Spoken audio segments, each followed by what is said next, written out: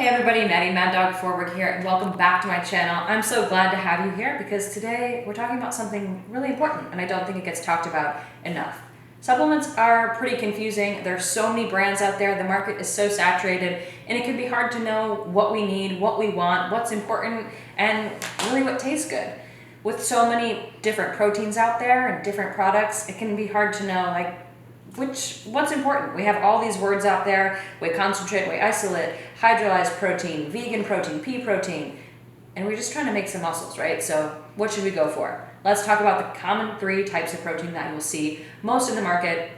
Of course, there are all these other kinds, like I mentioned, vegan, pea, and whatnot, but we're gonna talk about Whey Concentrate, Whey Isolate, and Hydrolyzed protein, and what the difference is.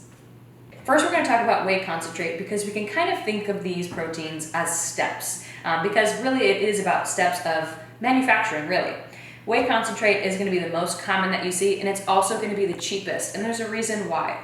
This takes less time to process and create because it's kind of the lowest on the food chain. Yes, it's cheaper, but it's about 70 to 80% concentrated protein, which means it's got a lot more sugars, fats, and carbs. It's going to be a lot more calorie dense than the other 2 that we're talking about here. The protein quality isn't going to be as great, and it's going to have a lot more lactose in it. So if you're somebody that has an issue digesting anything that's like milk products, this one's not going to be great for you. A lot of people will take this protein and feel like, oh my gosh, I feel really bloated, or I've got the protein farts, or any of those kind of things, and that's why. This is kind of the lowest on the food chain when it comes to creation, but the positive part of it is that it is cheaper than the other 3 because it's, Whey Concentrate. But again, 70 to 80% concentrated protein means that you're not getting the best bang for your buck. It still works as protein, but it's going to take longer to absorb because of all the other things that are still in it. Next up, we have Whey Isolate. This is also really common. It's another step up from Whey Concentrate, and that's because they take the Whey Concentrate and they put it through some more filtration, which isolates the protein. This is still going to have, about 90% concentrated protein. It's a little bit more high quality than Whey Concentrate because it's been through that filtration, another step, but it's still going to have some sugar, some fat, some carbs, less fats and carbs compared to concentrate. It's going to be a little bit pricier because of that extra step. But if you're trying to find a middle ground, this is still going to be great protein, but you still might have some issues with your stomach if you are sensitive to milk products. Next, we have the big kahuna, hydrolyzed protein. This is going to be more expensive because it's the highest quality.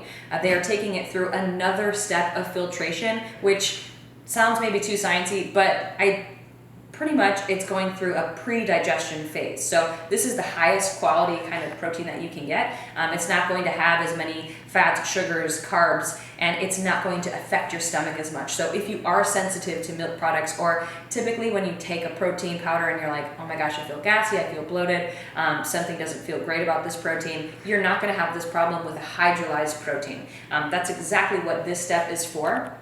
And the best part about it is you're getting the highest quality, which means we're getting faster absorption. We're getting more protein to our muscles, which means better gains. It's higher quality. You're paying for what you get here. It's going to be a little bit pricier than the other 2. So if those things aren't a concern to you, which it might not be if you're just trying to save money, but if you're really trying to get the most out of your product, if you're trying to find something that's super high quality and you just really want it to work, hydrolyzed protein is going to be the best option for you. I have Labrada's protein here, Labrada Pro Series Hydro. It's 100% hydrolyzed, which means you're not dealing with any of that other crap that's involved in the other products.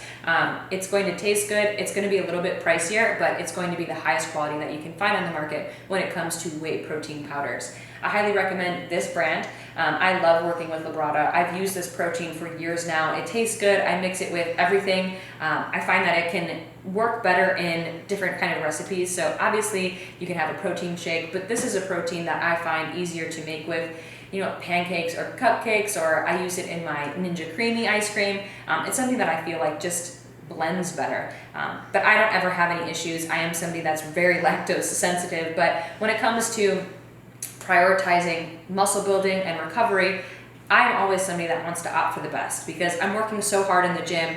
I want my nutrition and everything else to reflect that. So that's why I always go for hydrolyzed protein, and this is the best. When it comes to Labrada Pro Series, I really like the chocolate peanut butter. That's my favorite. But I do like the vanilla protein because I can mix that with a lot of other things. I like protein cookie dough. I found that to be really tasty. But this protein is very versatile, so it's really what you like. If you are going to shop with Labrada, you can use code Maddie10. That will give you a discount. And again, get the best bang for your buck here.